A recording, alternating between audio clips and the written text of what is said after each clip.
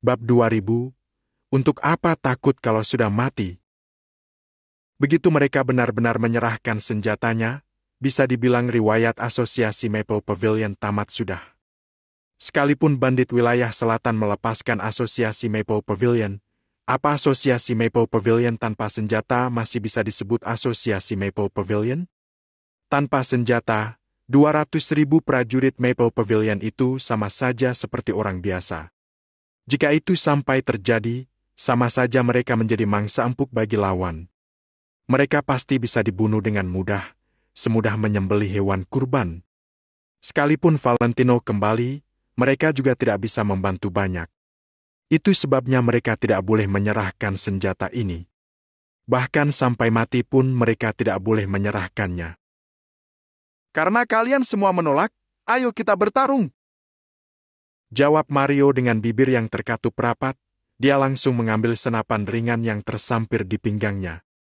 200.000 prajurit Maple Pavilion di belakangnya juga tidak ragu-ragu, mereka langsung memasang kuda-kuda siap berperang. Tangan kiri Chris memegang senapan mesin SMG, sementara tangan kanannya mengacungkan sebilah pisau baja. Saudara-saudaraku, apa kalian merasa takut? Tanya Chris dengan ekspresi mencibir. Chris terlihat seperti sangat percaya diri dengan hasil peperangan ini. Ya, kami takut. Jawab 200.000 prajurit Maple Pavilion dengan kompak. Hahaha, dasar sekumpulan pengecut. Aku takjub sekali, kalian ternyata sudah ketakutan sebelum mulai berperang. Padahal, katanya prajurit Maple Pavilion sangat hebat. Ternyata cuma segini saja. Para bandit wilayah selatan pun sontak tertawa terbahak-bahak. Bahkan pria parubaya yang berada di kejauhan melemparkan ejekan. Chris dan Mario memang terlihat sangat tangguh, tetapi bawahan mereka mungkin tidak mau ikut bertarung. Hahaha. Ya, aku juga sangat takut. Tidak disangka, alih-alih marah, Chris malah ikut tertawa. Beberapa detik kemudian, tawa Chris pun berhenti. Kalau kalian takut, jawab aku. Apa pilihan kalian? Chris memunggungi para bandit wilayah selatan itu, lalu menatap semua prajurit Maple Pavilion. Salah seorang wakil pasukan pun melangkah maju, lalu menjawab Chris dengan serius. Kalau sudah mati, tidak ada yang perlu ditakuti lagi. Benar. Untuk apa takut kalau sudah mati? Kak Chris, tidak usah basa-basi lagi. Ayo kita guncang dunia hari ini. Kita tuntut keadilan untuk Kak Valentino dan harumkan nama asosiasi Maple Pavilion. Kita tuntut keadilan untuk Kak Valentino dan harumkan nama asosiasi Maple Pavilion. 200.000 prajurit Maple Pavilion itu pun menjawab dengan suara yang lebih nyaring. Ejekan para bandit wilayah selatan pun mendadak berhenti. Ketika prajurit Maple Pavilion mengaku bahwa mereka takut, para bandit itu sangat menghina dan mengejek mereka. Namun, sekarang para bandit baru menyadari apa arti dari prajurit Maple Pavilion merasa takut. Siapapun pasti merasa takut. Para prajurit itu bahkan memilih untuk mati, supaya mereka tidak tahu apa yang perlu mereka takutkan. Hah! 100.000 lebih bandit wilayah selatan itu sontak terkesiap. Hahaha! Bagus! Kalau begitu, ayo kita bertarung habis-habisan hari ini. Chris langsung berbalik badan untuk memandang ratusan ribu bandit wilayah selatan itu. Mario juga menghadap kanan untuk menatap 100.000 bandit itu. Dalam pertempuran kemarin, Valentino memimpin ribuan orang untuk berjuang sampai titik darah penghabisan. Jadi, apa yang harus Chris dan lainnya takuti hari ini? Ekspresi Dekin terlihat mencemooh.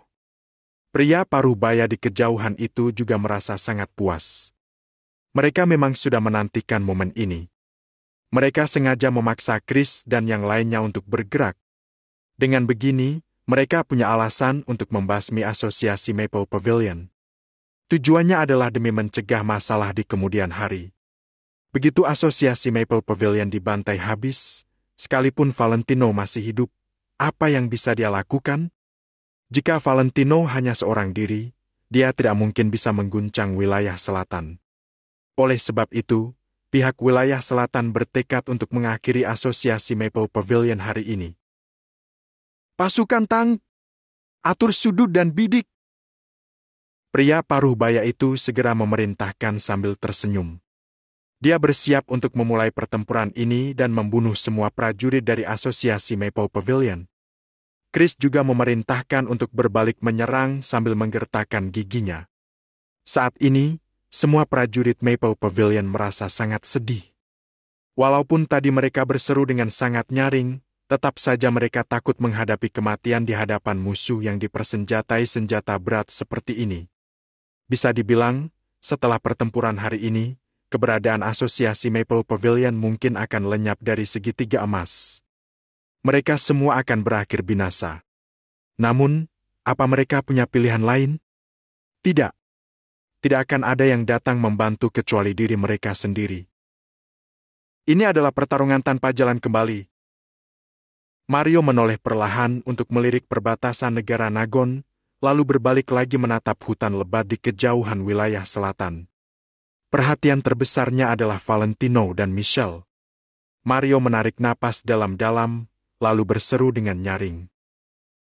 Rekan-rekanku, ayo kita bertempur sampai titik darah penghabisan. Lawan! Lawan! Lawan! Bunuh! Bunuh! Bunuh! Semua orang langsung berseru. Ratusan ribu prajurit itu mengangkat senjata api mereka tinggi-tinggi.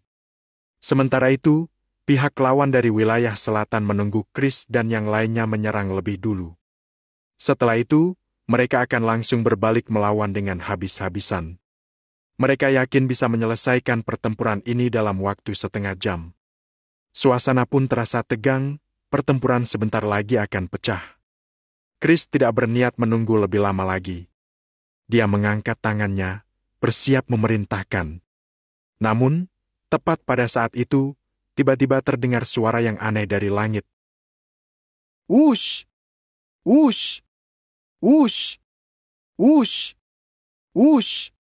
Wush! Udara terasa terus bergetar seolah-olah ada sesuatu yang terbang melintasi udara dengan cepat. Semua orang pun refleks mengangkat kepala mereka. Apa itu? Pesawat tempur? Seru seseorang. Chris yang sering mempelajari tentang kemiliteran pun langsung mengenalinya. Saat ini, ada dua jenis pesawat tempur tua di atas kepala mereka semua.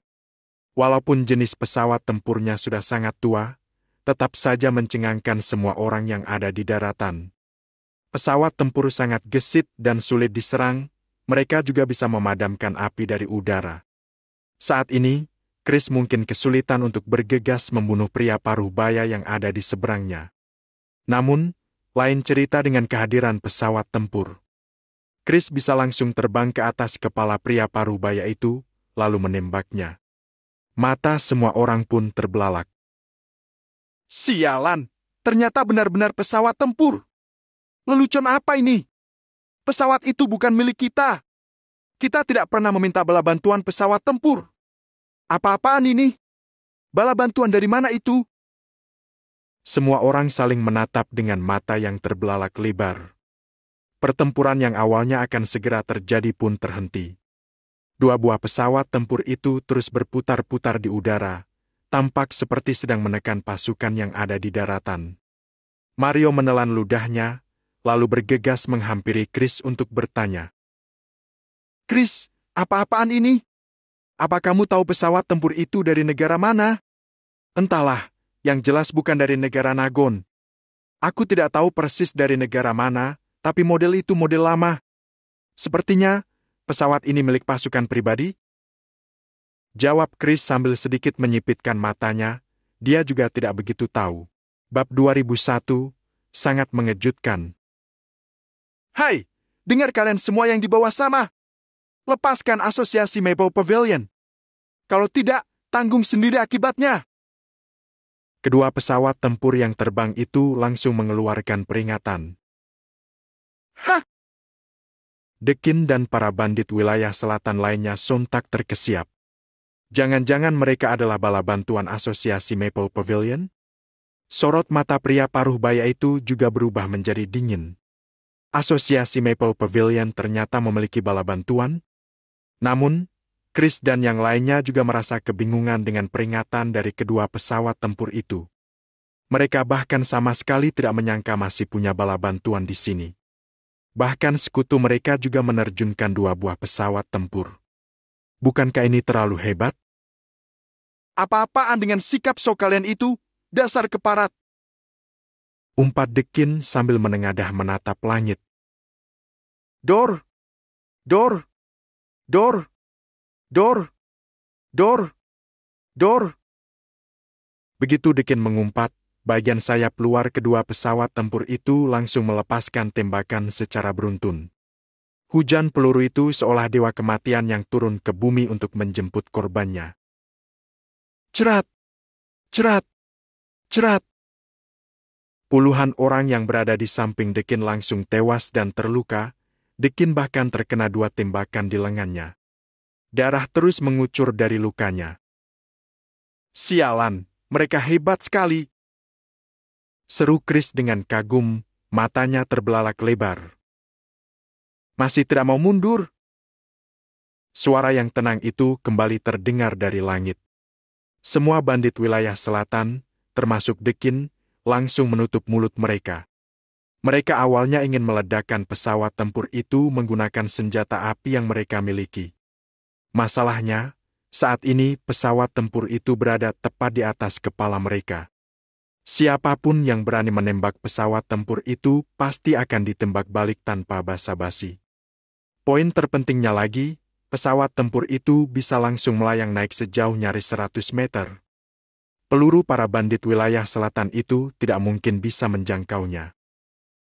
Peringatan untuk terakhir kalinya, lepaskan asosiasi Maple Pavilion. Siapapun yang berani menembak akan kuledakkan kepalanya. Seru suara di langit itu kembali dengan nada dingin. Kurang ajar!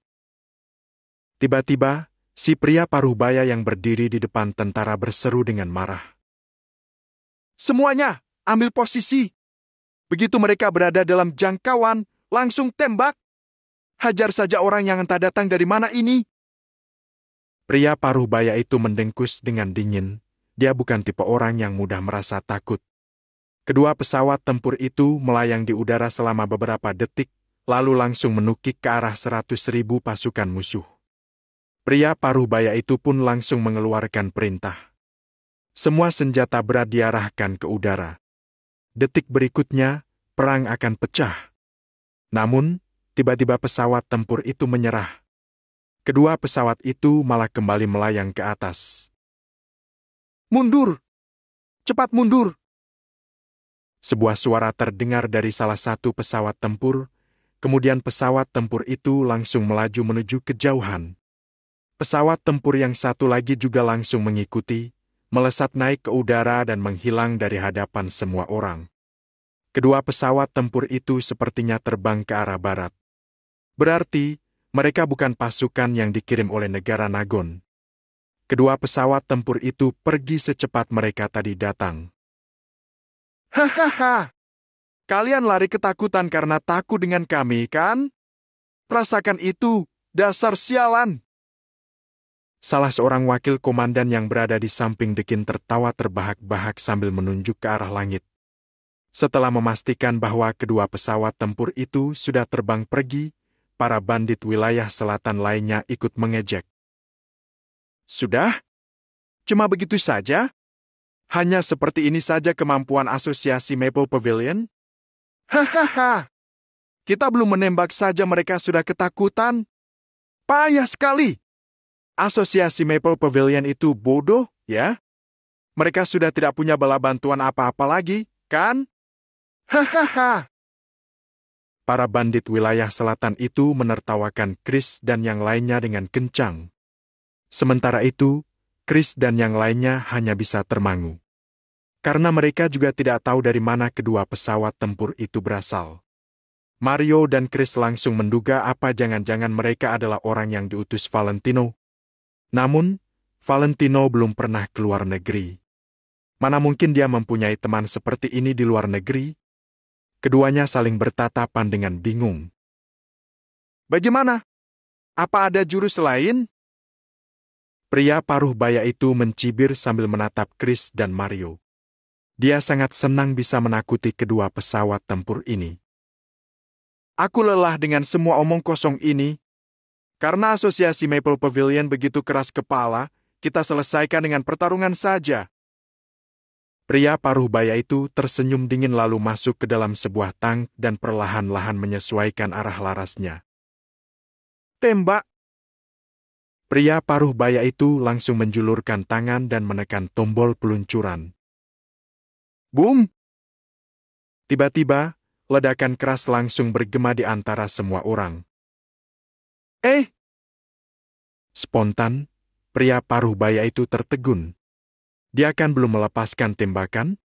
Dari mana bom itu berasal? Pertempuran yang akan pecah sekali lagi tertunda. Chris mengusap pipinya dengan kesal dan melihat ke arah lubang di kejauhan yang ditimbulkan serangan bom tadi. Dia sangat bingung. Sialan, siapa lagi yang datang? Bas! Bas! Bas! Whoosh! Whoosh! Whoosh! Whoosh! Setelah itu, terdengar suara ledakan di langit di atas kepala semua orang. Suara kali ini lebih nyaring dan ganas dari kedua pesawat tempur sebelumnya. Suara tembakannya lebih padat. Semuanya kembali menengadah ke langit. Kali ini, semua orang tercengang. Whoosh! Whoosh! Bas! Bas! Segerombol jet tempur membuat sebuah formasi, mereka perlahan meluncur dari arah negara Nagon. Kelihatannya memang pelan, tetapi aslinya pesawat itu meluncur dengan sangat cepat. Angin terus bersiul dan deru mesin terus menggema. Gila! Itu J-11 Beat, jet tempur senjata berat generasi 4,5, kodenya pertempuran tunggal. Chris menatap dengan mata terbelalak dan langsung mengenali model jet tempur itu.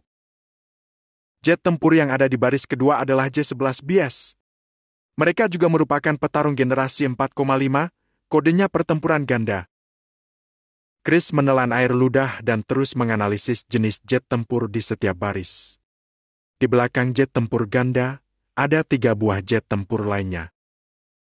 Di baris ketiga ada J-16, juga termasuk generasi ke-4,5. Biasanya digunakan untuk jet tempur senjata berat multifungsi. Kodenya pedang berat. Chris melihat ke baris belakang dan terlihat senang. Di baris keempat ada 4 buah jet tempur. Wah! J-20, jet tempur generasi ke-5. Jet tempur senjata berat tersembunyi, kodenya Veron. Chris menatap dengan mata terbelalak, dia sangat terkejut. Sedangkan yang lainnya, meski kebanyakan dari mereka tidak tahu jenis-jenis jet tempur ini, mereka juga ikut tercengang. Total jet tempur yang datang ada 4 baris. Di baris pertama ada 1 buah jet tempur, baris kedua ada 2 buah dan begitu seterusnya.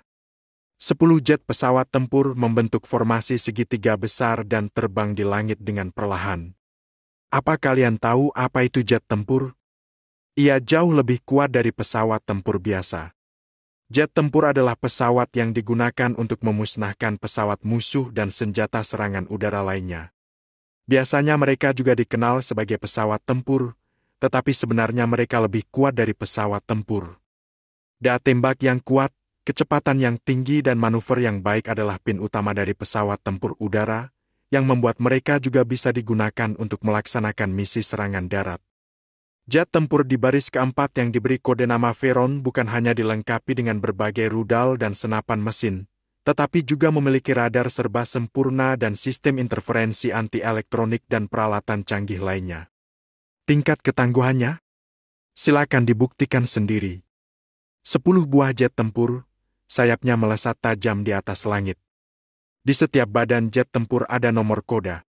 Poin terpenting adalah badan pesawat tertutup dengan bendera merah bintang 5 berwarna terang.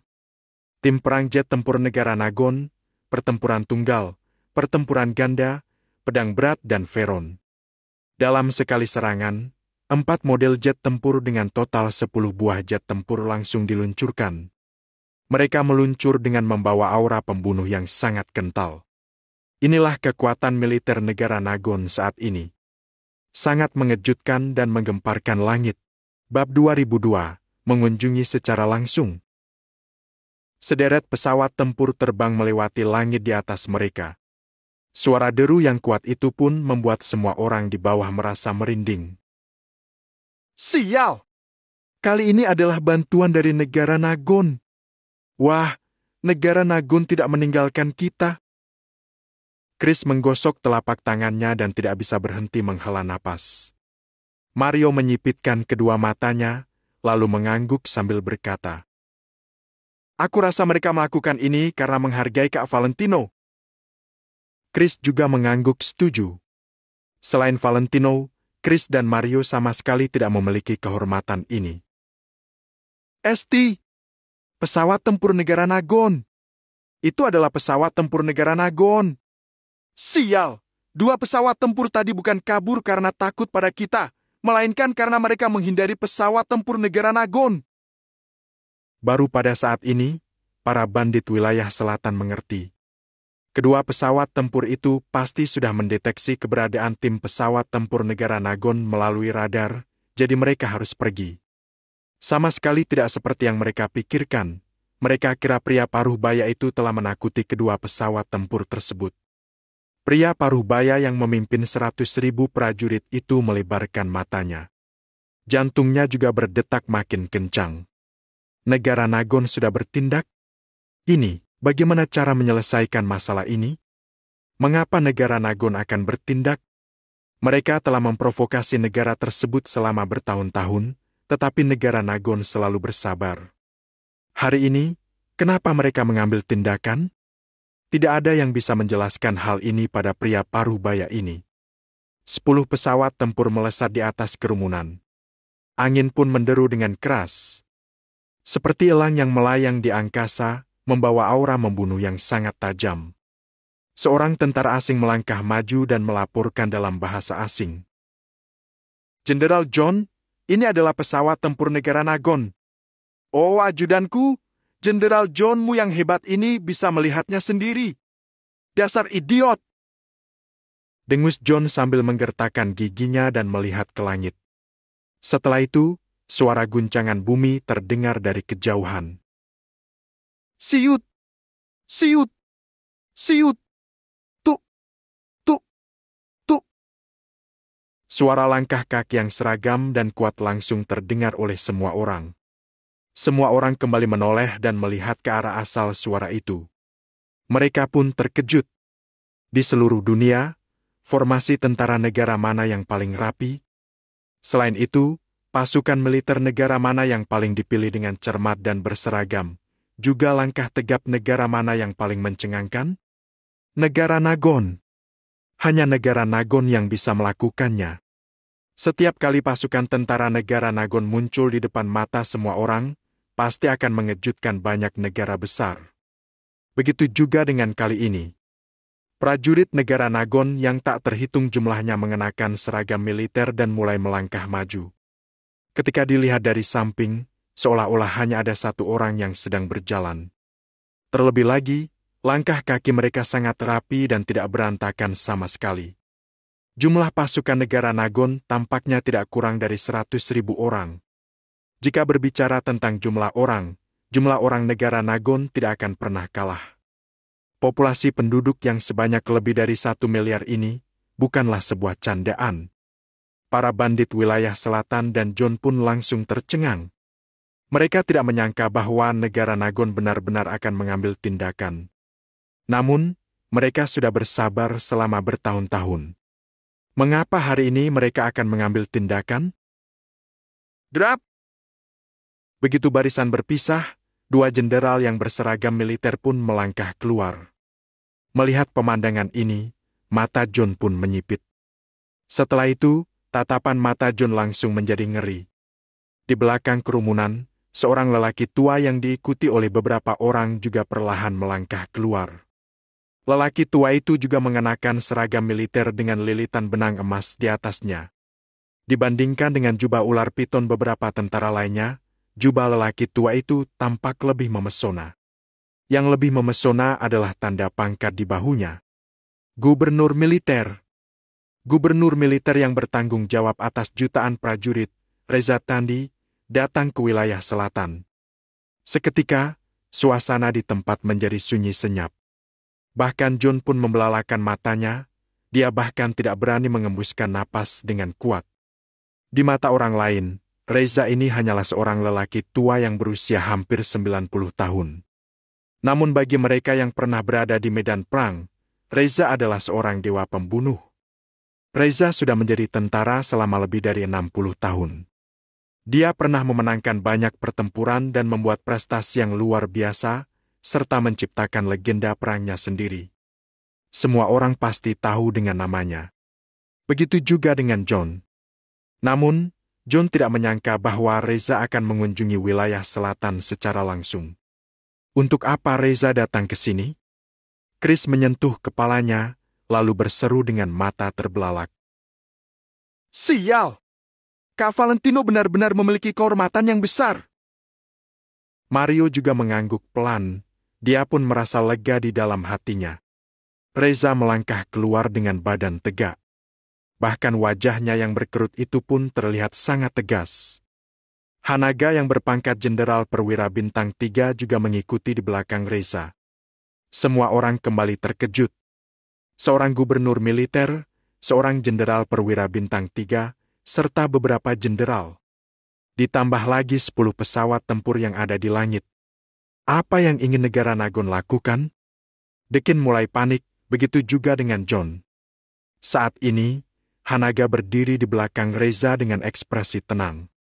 Hanaga tidak menyangka bahwa Reza benar-benar bersedia mengerahkan usaha yang begitu besar demi Valentino. Terlepas dari hal lain, setidaknya hal yang Reza lakukan saat ini membuat Hanaga merasa sangat puas. Pak Reza! John buru-buru turun dari tank, lalu memegang pengeras suara untuk berbicara dengan Reza dari kejauhan. Bagaimanapun juga, John tetap harus berlagak sopan. Reza mengangguk pelan, tetapi dia tidak bermaksud menanggapi John. Karena status John tidak memenuhi syarat untuk membiarkan Reza berbicara dengannya. Terlebih lagi, karakter Reza lebih terus terang. Reza tahu siapa yang menjadi pendukung di belakang bandit wilayah selatan ini, jadi dia tidak akan memiliki kesan baik terhadap John. John juga tidak marah, lalu bertanya sambil tersenyum. Kenapa Pak Reza datang ke sini dengan membawa begitu banyak orang? Aji melangkah maju dan berkata, Dengar-dengar, akhir-akhir ini sering terjadi peperangan di wilayah selatan. Pak Reza secara khusus datang ke sini untuk memeriksanya. Tak disangka akan kebetulan bertemu dengan teman lama. John mendeham, lalu menjawab dengan tersenyum. Ya, kebetulan sekali. Kami juga baru pertama kali datang ke sini. Faktanya, John tersenyum hina di dalam hatinya. Kebetulan? Apa bukan karena negara Nagon melihat begitu banyak prajurit wilayah selatan, sehingga bergegas datang kemari? Dalam era sekarang ini, situasi di seluruh dunia kelihatannya sangat damai. Namun sebenarnya, masing-masing negara sedang membuat perhitungan sendiri. Bagaimanapun juga, sebuah pepatah mengatakan bahwa kalau bukan dari negara yang sama, pasti memiliki niat yang berbeda, itu bukanlah omong kosong belaka. Aji menatap John sambil bertanya dengan datar. Kenapa Tuan John bisa datang ke sini? Oh begini, bagaimanapun juga, wilayah selatan ini termasuk area perbatasan kami. Kalau terjadi peperangan skala besar di sini, pasti akan memengaruhi kami. Jadi, kami mengirim orang untuk menangani masalah ini. John tersenyum dan tampak tidak berbahaya. Lamerto melangkah maju, lalu mengambil alih pembicaraan dan bertanya. Maaf atas kelancangan saya ini, saya ingin bertanya, bagaimana Tuan John akan menanganinya? John tertegun sejenak. Sekarang dia masih tidak tahu sikap apa yang dimiliki Reza dan yang lainnya. Kami tentu akan mencegah terjadinya pertempuran. Terlebih lagi, kekuatan segitiga emas ini pasti harus membayar harga karena sudah memasuki wilayah selatan. Jadi, aku akan menyita semua senjata mereka, lalu membiarkan mereka kembali.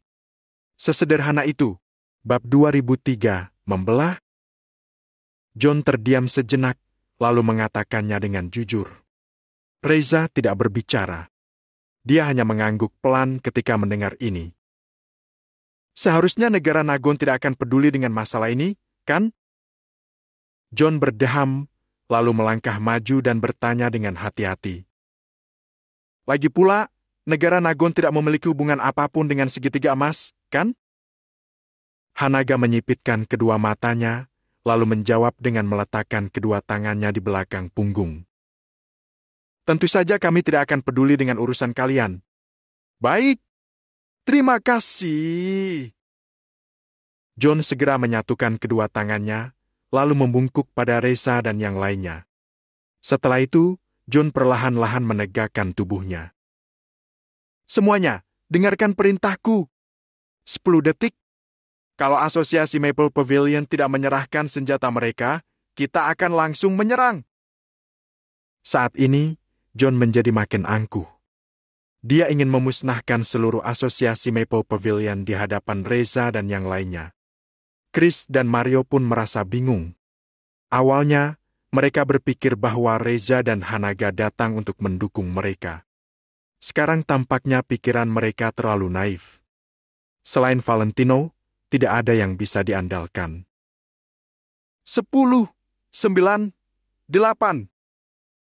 John mencibir. Dia perlahan mengangkat lengannya sambil menghitung mundur. Begitu John menurunkan lengannya, maka serangan akan dimulai.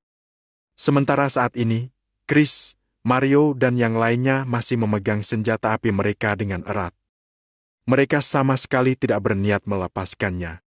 Tepat pada saat ini, Lamerto tiba-tiba melangkah maju. Dia melambaikan bendera besar di tangannya sambil berteriak keras. Semua prajurit negara Nagon ikuti perintahku.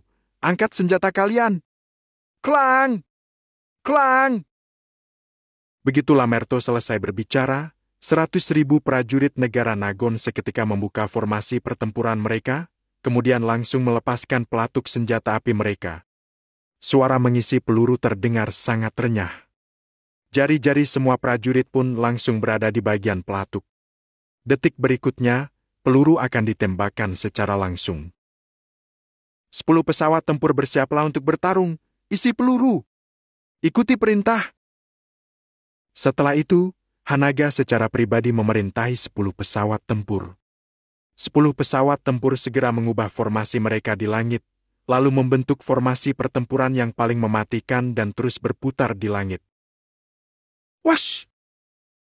Wajah para bandit wilayah selatan, John beserta yang lainnya langsung memucat. Bukankah katanya tidak akan campur tangan? Mengapa sekarang Hanaga tampak seperti akan memerintah untuk mulai menyerang? Hitungan mundur di mulut John perlahan berhenti, dia bahkan menurunkan telapak tangannya. Kemudian, John mengernyit dan bertanya. Pak Reza, apa maksudnya ini? Apakah kalian akan membelah segitiga emas, membelah asosiasi Maple Pavilion? Tentu saja, John tahu bahwa pemimpin asosiasi Maple Pavilion, Valentino, berasal dari negara Nagon.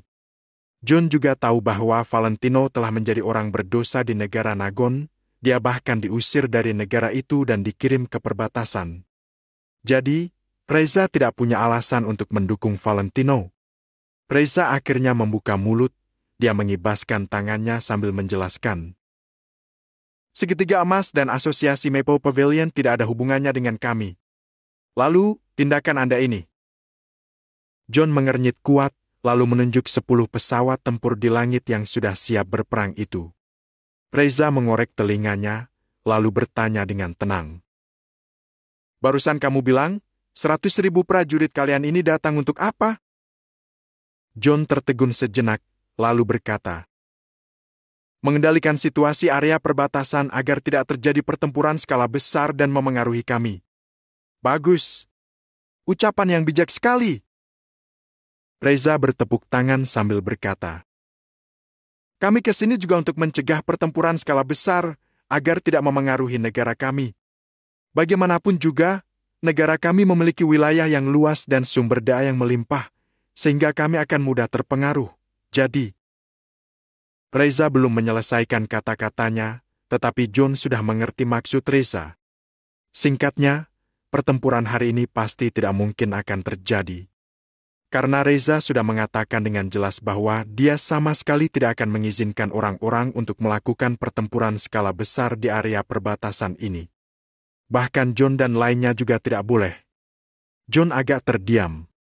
Selama bertahun-tahun, negara Nagon selalu bersabar.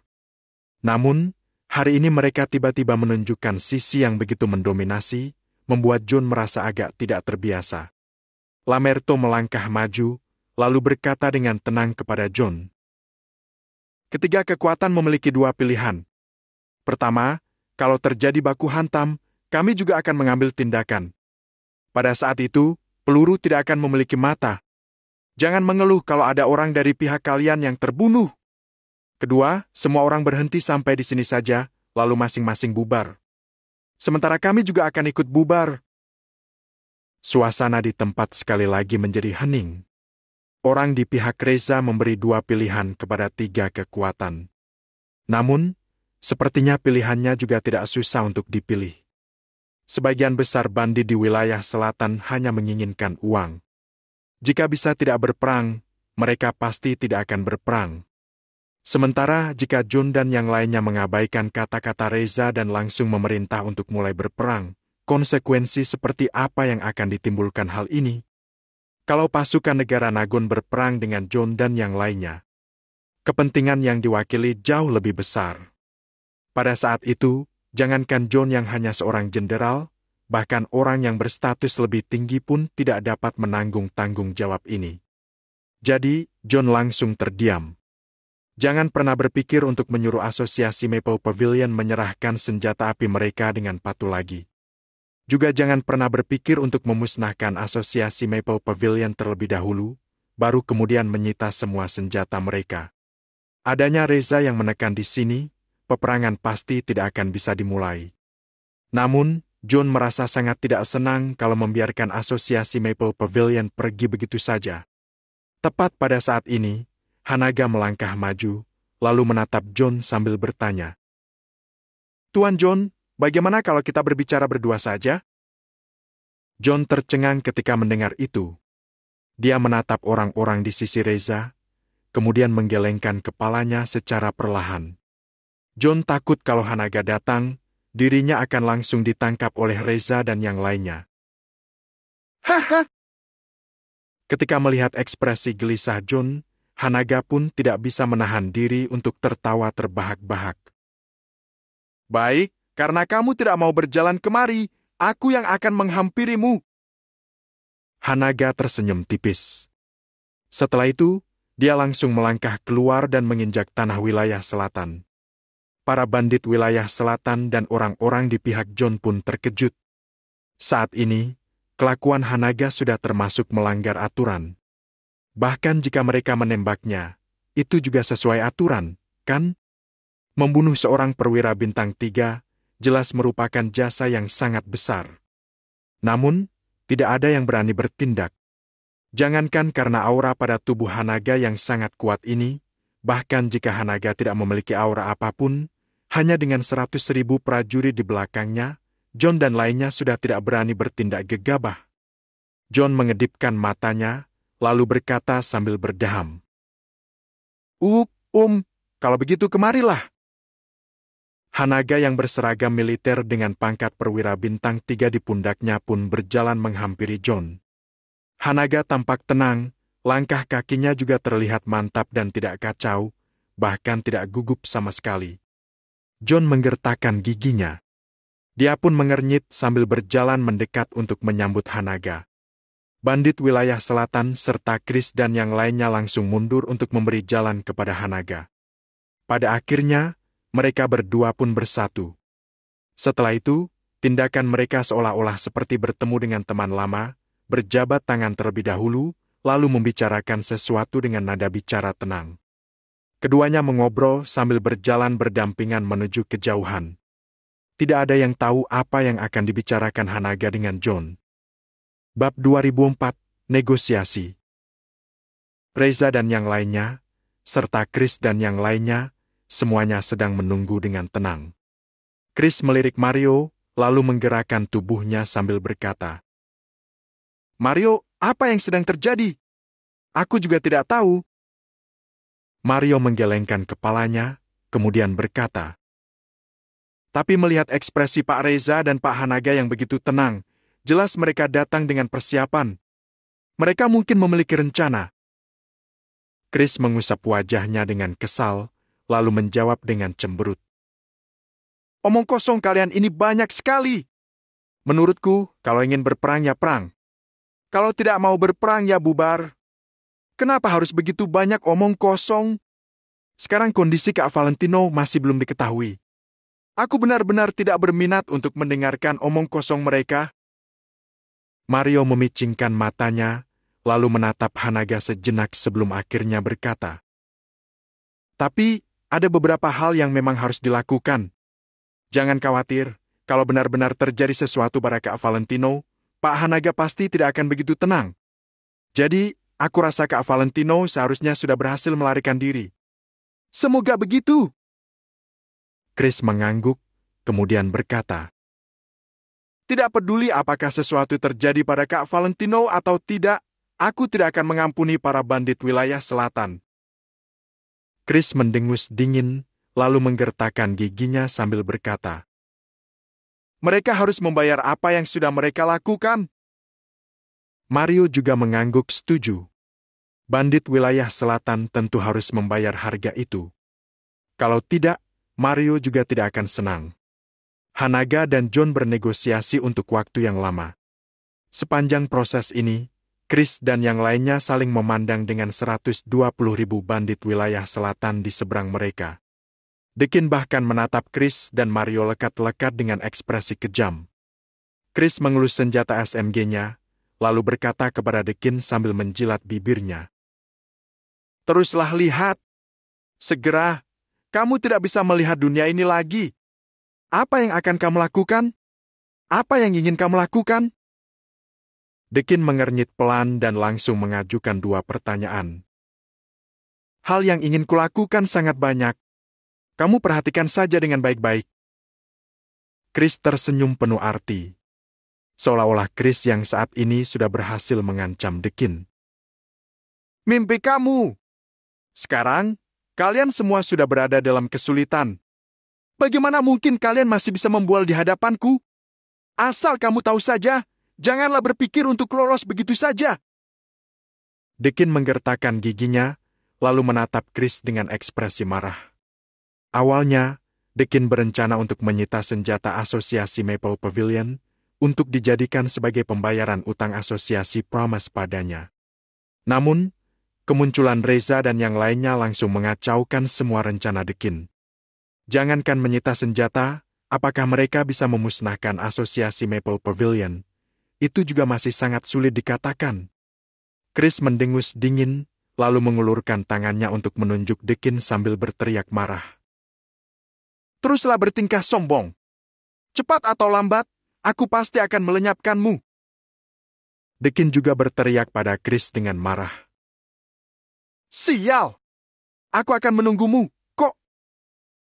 Chris mengabaikannya, seolah-olah dia tidak mendengar kata-kata Dekin. Bagaimanapun juga, kemenangan dihasilkan melalui tindakan, bukan melalui omongan. Hanaga dan John berbicara untuk waktu yang lama. Setelah itu, mereka saling berjabat tangan, lalu berbalik dan berjalan kembali. Hanaga berjalan ke sisi Chris dan yang lainnya, lalu berkata dengan tenang. Jangan berkumpul di sini. Cepat bubar. Pembicaraan antara Tuan John denganku sangat menyenangkan. Masalah hari ini akan berakhir sampai di sini saja. Begitu kata-kata ini dilontarkan, banyak orang pun merasa tidak rela di dalam hati mereka. Hal yang membuat Chris merasa tidak rela adalah, dia tidak bisa menggunakan kecepatan yang paling tinggi untuk mendapatkan keadilan bagi Valentino. Sementara, hal yang para bandit wilayah selatan merasa tidak rela adalah mereka nyaris memusnahkan asosiasi Maple Pavilion, tetapi malah terjadi hal yang tidak terduga. Asosiasi Maple Pavilion, bubarlah. Tuan John sudah bilang kalau senjata kalian tidak akan disita. Ekspresi Hanaga tidak berubah sama sekali, nada bicaranya terdengar sangat tenang. Chris menggertakkan giginya, lalu pada akhirnya tetap mengangguk. Chris juga tahu bahwa situasi sekarang tidak mengizinkannya untuk terus bertindak gegabah. Jadi, mematuhi perintah Hanaga adalah keputusan yang paling bijaksana. Bahkan meski Chris melakukan ini untuk Valentino, Chris juga harus mendengarkan kata-kata ayah mertua Valentino ini. Pak Hanaga, tujuan kami bukan hanya lolos begitu saja. Mario melangkah maju dan mengungkapkan sikapnya. Jika mereka datang dengan heboh dan hanya demi bisa meninggalkan tempat ini dengan selamat, apa gunanya? Kalau ini adalah tujuan mereka, mereka sama sekali tidak perlu memasuki wilayah selatan.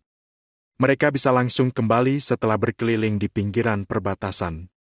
Hanaga berbalik perlahan dan berkata, "Aku tahu, tapi hasil negosiasi kami adalah tidak ada yang bisa melakukan pertempuran skala besar di sini." Suara Hanaga sangat besar, bahkan setiap bandit wilayah selatan pun bisa mendengarnya dengan jelas. Wilayah selatan ini berdekatan dengan perbatasan negara Nagon serta tempat Tuan John.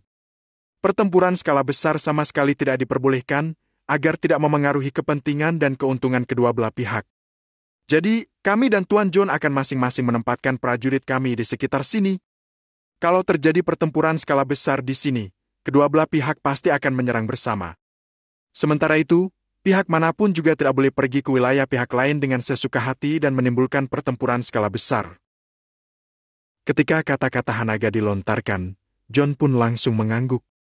Sedangkan para bandit wilayah selatan, termasuk Dekin pun ikut mengangguk setuju. Saat ini, Hanaga tidak berniat berdiskusi dengan mereka. Benar-benar seperti sedang menginformasikan mereka, di mana mereka harus melakukannya tanpa alasan.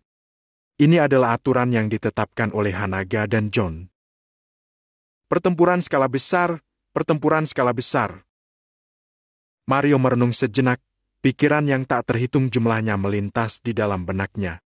Mario tiba-tiba melangkah maju, lalu bertanya dengan suara rendah.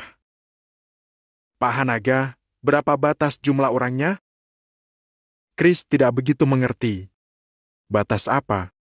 Saat ini, Mario tidak bermaksud untuk menjelaskannya, dia hanya menatap Hanaga dengan mata terbelalak. Mario sepertinya mengerti maksud tersirat dari perkataan Hanaga. Hanaga mengatakan bahwa pertempuran skala besar tidak diizinkan, arti harfiahnya adalah segitiga emas dan wilayah selatan tidak boleh sembarangan terjadi pertempuran.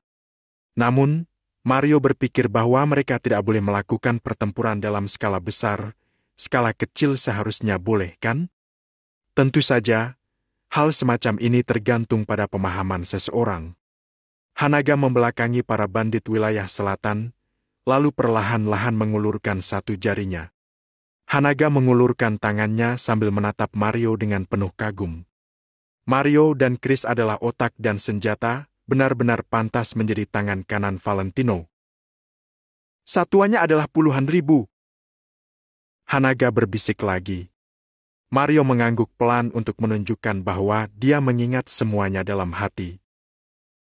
"Pak Hanaga, ada satu hal lagi yang ingin aku katakan." Tepat pada saat ini, John berteriak dari kejauhan. "Hal apa?" Hanaga perlahan-lahan membalikkan tubuhnya, lalu menatap John dengan sedikit tidak sabar. "Aturan yang kita negosiasikan sebelumnya hanya mengatakan bahwa tidak memperbolehkan kedua belah pihak berperang. Tapi, sepertinya kamu lupa bilang, bagaimana kalau salah satu pihak mendatangi wilayah pihak lain? Bab 2005, rintangan akan terselesaikan nanti. Lagi pula, terkadang kedua belah pihak juga akan bekerja sama. Jadi, aku merasa hasil yang baru saja kamu umumkan itu memiliki sedikit kekurangan." John memicingkan matanya. Dia pun tersenyum sinis dalam hatinya. Sepanjang proses negosiasi dengan Hanaga tadi, Hanaga sama sekali tidak mengungkit tentang asosiasi Maple Pavilion. Namun, John tetap bisa menyadari bahwa Hanaga sedikit memihak pada asosiasi Maple Pavilion. Jadi, John harus memikirkan cara untuk mengekang asosiasi Maple Pavilion. "Lanjutkan perkataanmu," ujar Hanaga dengan tenang sambil mengibaskan tangannya. John mengangguk pelan, kemudian berkata, "Asosiasi Maple Pavilion berafiliasi dengan Segitiga Emas. Sekalipun mereka perlu datang ke sini untuk menangani urusan, jumlah mereka juga tidak boleh melebihi 10.000 orang. Dengan begini, kita bisa sebisa mungkin menghindari pertempuran skala besar. Kalau tidak, kami tetap akan mengambil tindakan. Terlebih lagi, begitu ada salah satu pihak yang melanggar aturan terlebih dahulu, semua orang harus mengerahkan seluruh kekuatannya. Begitu John selesai berbicara, Hanaga langsung mengerutkan keningnya. Sementara Chris dan Mario pun membelalakan mata mereka. 10.000 orang? Mana cukup? Terlebih lagi, jika 10.000 orang ini tiba di wilayah selatan, mereka mungkin akan dicabik-cabik oleh para bandit wilayah selatan itu, kan? Mengapa hasil negosiasi Hanaga ini terdengar seperti omong kosong? Sebaliknya, wilayah selatan malah mengambil keuntungan besar. Hanaga terdiam sejenak, lalu mengibaskan tangannya sambil berkata, "Masalah asosiasi Maple Pavilion tidak ada hubungannya dengan kami. Aku tidak bisa membuat keputusan untuk mereka." Hanaga dan Reza menanggung beban yang berat untuk datang ke sini. Tentu, mereka tidak bisa bertingkah semena-mena. 100.000 prajurit negara Nagon hanya digunakan untuk pencegahan saja dan tidak akan benar-benar berperang. Mario melirik tatapan mata Hanaga, lalu mengangguk pada John sebagai tanda setuju. "Baik, aku harap kalian bisa mematuhi kesepakatan ini, kalau tidak..." John mendengus dingin, lalu menatap Reza dengan tatapan penuh arti. Setelah itu, John mengibaskan tangannya sembari berkata, "Pak Reza, kami pergi dulu." Reza mengangguk pelan, kemudian langsung berbalik dan pergi. Begitu John memberi perintah, 100.000 prajurit itu segera berbalik dan pergi. Dekin memelototi Chris sambil mendengus. "Hai MPH! Beruntung sekali."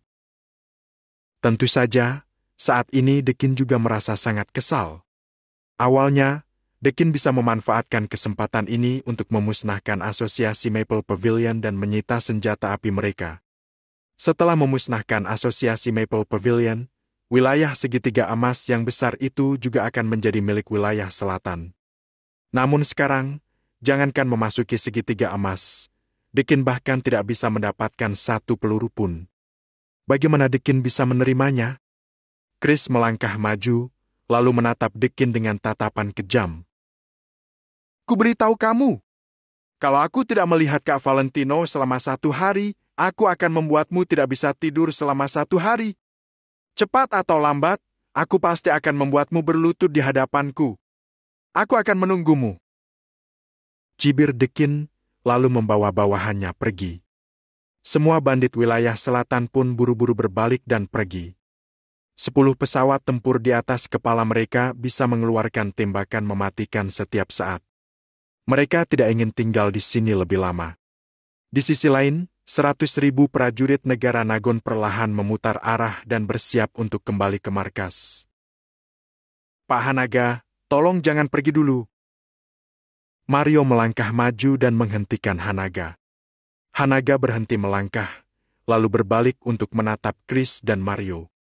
Saat ini, orang-orang yang tidak bersangkutan sudah pergi. Chris dan Mario tiba-tiba tidak bisa menahan diri untuk menunjukkan sedikit kerentanan.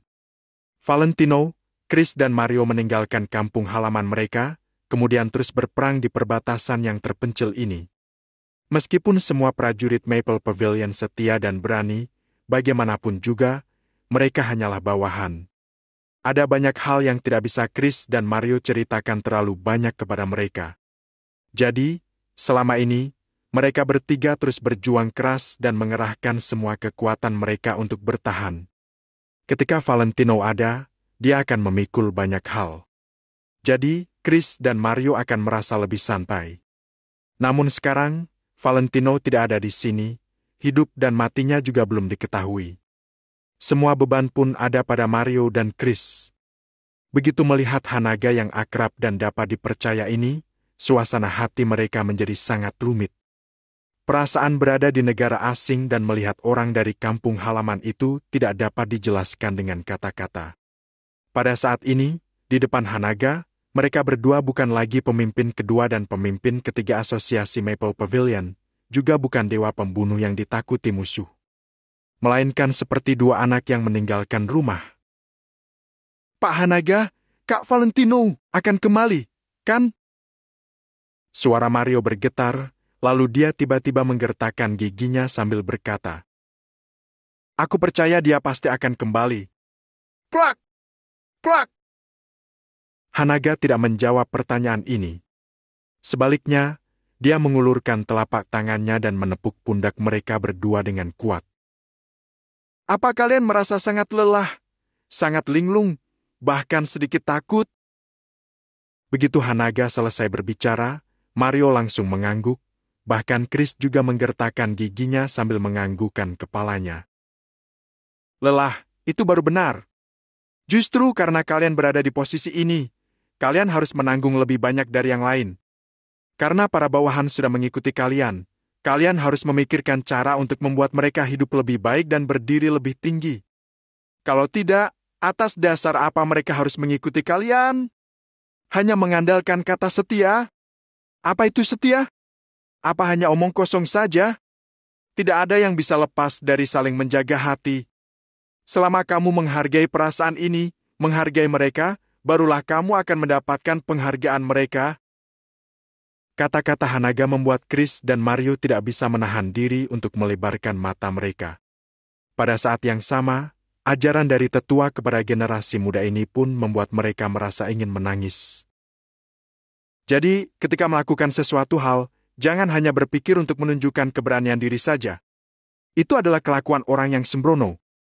Valentino terkadang melakukan itu, tapi dia juga meninggalkan jalan keluar untuk dirinya sendiri. Tentu saja, kali ini tidak dihitung. Kali ini, dia memang ingin memanfaatkan kebencian ini untuk memberi asosiasi Maple Pavilion sebuah alasan untuk menyerang wilayah selatan. Tetapi karena prajurit di perbatasan itu, ada sedikit masalah terjadi pada Valentino. Begitu Hanaga selesai berbicara, Mario dan Chris kembali melebarkan mata mereka lagi. Mereka merasa bahwa Hanaga sepertinya tahu sesuatu. Mungkinkah ketika Valentino masih ada sebelumnya, dia telah menghubungi Hanaga secara diam-diam? Chris, sifatmu masih sedikit impulsif. Bukan bilang kamu sudah melakukan kesalahan, tetapi terkadang, cara kerjamu perlu dipertimbangkan lagi. Selama ini, Valentino sangat beruntung. Dia selalu ditemani oleh orang-orang yang setia. Apalagi, kalian berdua adalah orang yang paling diandalkan. Aku harap sebelum dia kembali, kalian bisa menjaga fondasi bisnis ini untuknya. Percayalah, setelah rintangan berlalu, tujuan kalian akan terwujudkan. Setelah hujan badai, pasti akan bisa melihat pelangi. Setelah selesai berbicara, Hanaga mengulurkan telapak tangannya untuk berjabat tangan dengan Mario dan Chris. Ketika Mario berjabat tangan dengan Hanaga, ekspresinya pun tercengang, tatapan matanya juga terlihat sedikit bingung. Hanaga tidak mengatakan apapun. Dia hanya mengangguk pada Mario, lalu melangkah pergi. Dalam sekejap, semua orang sudah bubar dan hanya menyisakan Chris dan yang lainnya. Chris menatap wilayah selatan dalam-dalam, kemudian mengibaskan tangannya sambil berkata, "Kita juga pulang saja." "Baik." Semua prajurit segera mengikuti perintahnya dan mulai memutar arah.